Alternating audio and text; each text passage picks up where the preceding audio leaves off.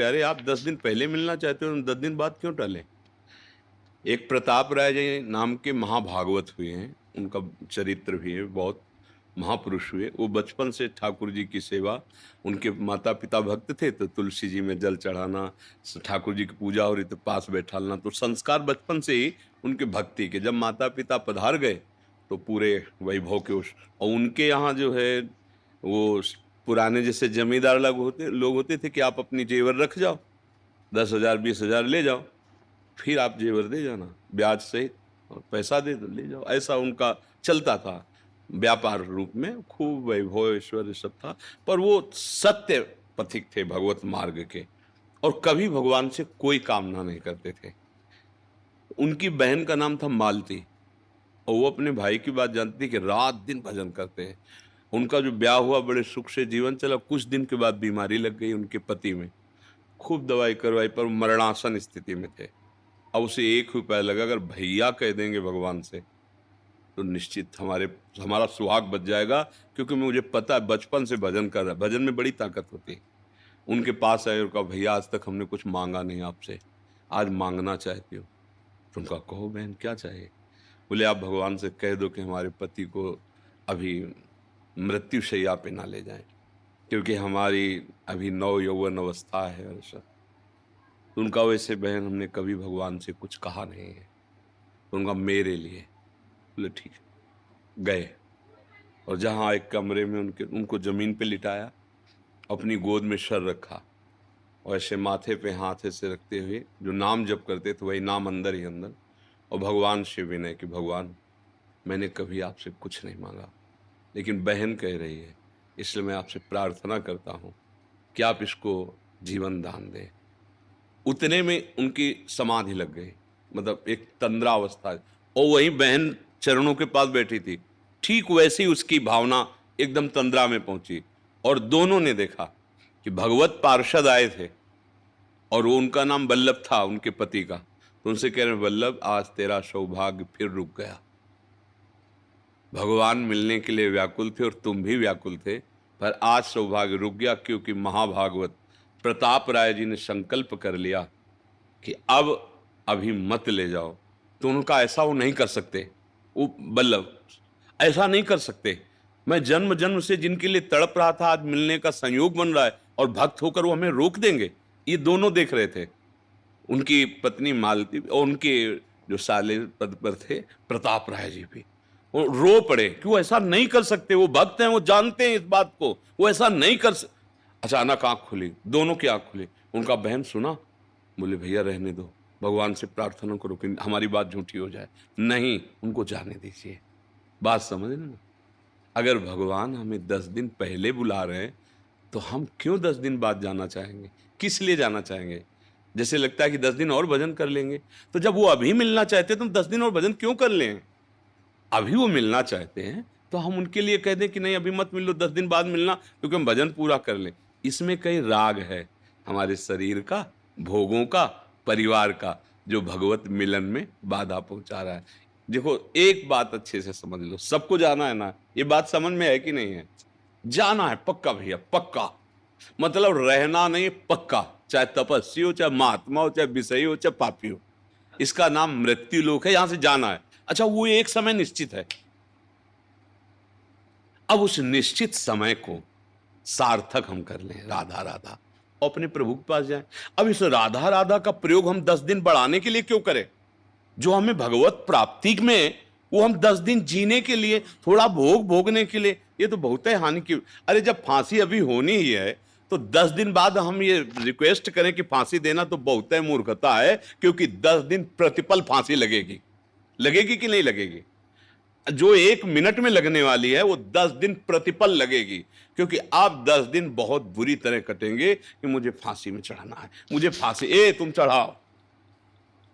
अगर प्रभु बुला रहे हैं, आपको लग रहा है कि हमारा मृत्यु का समय, तो राधा राधा राधा, ये तैयारी है वहां की। हम क्यों कहें मुझे रख लो?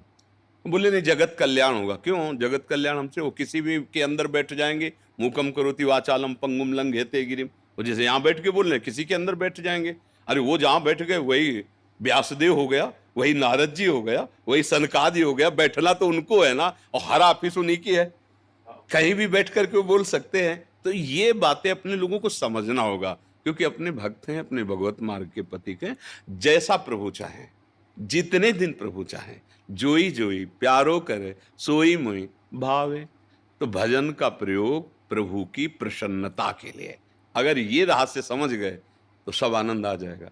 भजन का प्रयोग करके अपनी कामनाओं की पूर्ति के लिए, मानो ऐसा जैसे ब्रह्मास्त्र का प्रयोग मच्छर मारने के लिए, ये बिना मांगे दुख सुख आता रहता है। जैसे तुम दुख नहीं मांगते हो, कोई मांगता है पर आ गया, ऐसे तुम सुख भी ना चाहो वो आ जाएगा।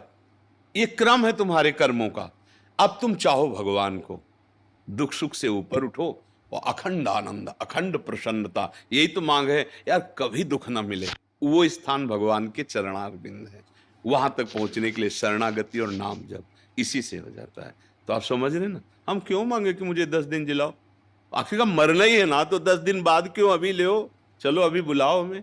पर वो राग होता है ला, पत्नी पुत्र परिवार, ये तो लगता है भगवान हमारा सारा भजन ले, महीना भर और जी जाए। अरे 60-70 वर्ष जी लिए, कुछ नहीं कर पाए, महीना भर में क्या कर पाओगे? है नहीं हमारी हालत जो है। एक संत भगवत मार्ग के पथिक बड़े सिद्ध थे, तो एक गरीब आदमी बहुत सेवा कर रहा था, तो उसके मन में धन की कामना थी कि अगर संत कृपा कर दें तो कल्पतरु संत होते हैं, सब कुछ पूर्ण हो। तो एक दिन उन्होंने कहा कि महाराज जी, बहुत दिन से सेवा आपकी कर रहे हैं, एक मन में हमारी बात दबी हो, आपसे कहा हमारा मन एक धनी हो जाए। उनका, उससे बेटा धनी होने से शांति तो मिलनी नहीं है, पर तुम चाहते ही हो तो ये पारस मणि है, इसको ले जाओ, जितने लोहे में छुआ दोगे सब सोना हो जाएगा, जितना। 7 दिन के लिए देते, सोमवार से रविवार तक, रविवार की रात्रि को हम शाम के आएंगे, मणि ले जाए। अरे 7 दिन तो बहुत होते हैं। अब उसने बुद्धि लगाई, अपनी प्रॉपर्टी बेची, संपत्ति बेची, और जितना लोहे का कबाड़ वो सब खरीद। अब बेचने में खरीदने में काफी समय लगा, सब पूरे घर में लोहा लोहा लोहा लोहा, दरवाजा बंद करके इकट्ठे छुआ देंगे पारस मणि। सब अंदर करते करते शाम हो गई। स्वामी जी आए, बोले पारस मणि वापस करो। बोले स्वामी जी बस छुआने का काम रह गया है। बोले 7 दिन हो गए, अभी तक एक कील को सोना नहीं बना पाए। अब जो संपत्ति थी वो भी चली गई, कबाड़ घर में रह गया, सोना बना नहीं पाए। हम लोगों की हालत यही है। भगवान ने अवसर दिया है, राधा राधा राधा, सोना बना लो श्वास को, परम धन राधा नाम। अब लगता है पहले सब व्यवस्थाएं भोग भोग ले सब, और जीवन की शाम आ गई। अब लगता है थोड़ा समय तो दे दो। बोले कितने साल हुए? 50 वर्ष में कुछ नहीं कर पाए, अब थोड़े समय में क्या कर लोगे? तो हमारे पास जो अभी वर्तमान में समय है, चाहे वो एक श्वास हो या 1 मिनट हो, हम प्रियालाल का स्मरण करें, इसी से हमें मंगल हो जाएगा। हमारे प्रभु बड़े कृपालु हैं। एक सिद्धांत रखा है, अंतःमति सोगति। सब बिगड़ गया पूरा जीवन, लेकिन अंत में हम भगवान की शरण में होकर राधा राधा राधा वो सब बना देंगे। भगवान कहते हैं तेसाम हम समुद्धरता मृत्यु संसार सागरात। बस ये बात समझ लो, जीवन रहे या न रहे इसकी परवाह मत करो, ये निश्चित है। मान लो आपको 10 साल जीना है, तो काल की भी ताकत नहीं कि आपको मार सके, पक्का समझ लेना। और भैया अगर शाम तक जाना है तो फिर किसी की ताकत नहीं कि कोई बचा सके। देखो परीक्षित जी को ब्रह्म ऋषि बालक श्रृंगी ऋषि ने साप दे दिया कि आज के 7वें दिन तुम्हें तक्षक सांप डसेगा और तुम्हारी मृत्यु हो जाएगी। तो बड़े बड़े महात्मा गंगा के किनारे रेती पर परीक्षित जी आमरण अनशन व्रत लिए हैं, बड़े बड़े महात्मा लोग बैठे, लेकिन कोई उस सांप को मिटाने की बात नहीं कर रहे। 7 दिन में इनका कल्याण कैसे हो, ये बात हो गई। और उनका प्रश्न भी यही है कि जिसने आमरण अनशन व्रत ले लिया है, जो म्रियमाण है, मरने वाला है, उसका परम कल्याण कैसे हो। देखा भगवान सुखदेव जी पधारे, दिगंबर भेष, ब्रह्मबोध से पूर्ण, कृष्ण प्रेम अनुराग और श्याम शरीर कमल ने, सब महात्मा खड़े हो गए। यद्यपि उनके पिता पितामह आदि भी बैठे हुए थे, पर जो ऊंची स्थिति सुखदेव, उसका आदर किया। और 7 दिन भगवत चर्चा हुई, पर उन्होंने बचाया नहीं कि जाओ मैं तुम्हारे सांप को मिथ्या करता, ऐसा नहीं कहा, भागवत सुनाई। अब इसके बाद ये पूछा कि बेटा, भागवत में बेटा परीक्षित, तुम्हें तक्षक से भय है क्या?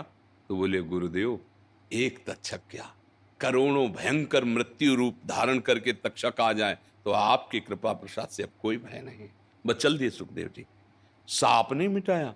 अब इसके बाद जो उनके पुत्र जन्मेजय जी थे, वो महान, उन्होंने बड़े बड़े मंत्र वालों को बुलाया और पहले से, क्योंकि 7 दिन का समय था ना, तो पहले एक भवन निर्माण करवाया जो एक खंभे के ऊपर, फिर ऊपर भवन, और उस पर परीक्षित जी मंत्रवेत्ता, मंत्रों के द्वारा कील दिया कि वायु भी जाएगी ना तो उन मंत्रवेत्ताओं को पता चलेगा कि अमुक दिशा से वायु जा रहे हैं।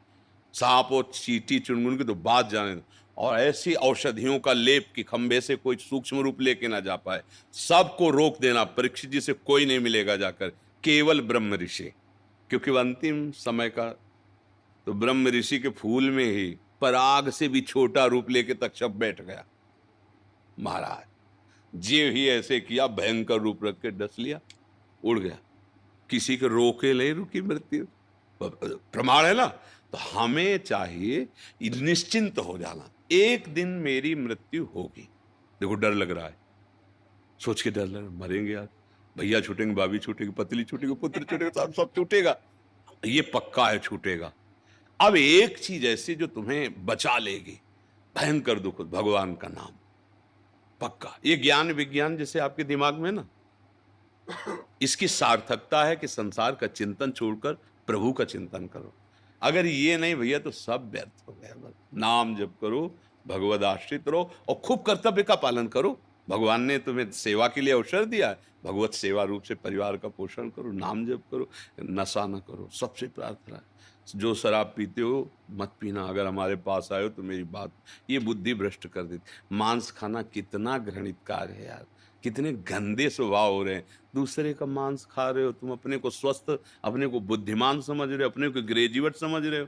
बहुत बड़ी दुर्दशा होगी, ये अभी समझ में नहीं आ रहा है, बहुत बड़ी दुर्दशा होगी। बहुत मतलब वो तो दृश्य सब देखे जाते हैं ना, पूरे ट्रक में बैठे आनंद से मस्त जा रहे, आग लग गई, गेट खुला नहीं, अंदर ही जल गए। क्यों? क्योंकि जला जला के जो खाया है ना, अब देख जलना कैसे लगता है, जिंदा जल। कार में आग लग गई, बोले कूदने का प्रयास किया, गेटे नहीं खुला, जल गए। ये सब क्या है? हमारे कर्मों का फल। सबसे प्रार्थना है, मांस मत खाइएगा, शराब मत पिएगा, पराई जो माता बहन है उनकी तरफ गंदी भावना मत कीजिएगा। ये धर्म है, आप पशु नहीं हैं, आप राक्षस नहीं हैं। आप जीवन मुक्त होने के लिए मानव देह प्राप्त किए। गंदे आचरण करेंगे तो मुक्त कहाँ होंगे और बंध जाएंगे। इसलिए सही ढंग से चलो, नाम जप करो। विनोद कुमार शर्मा जी।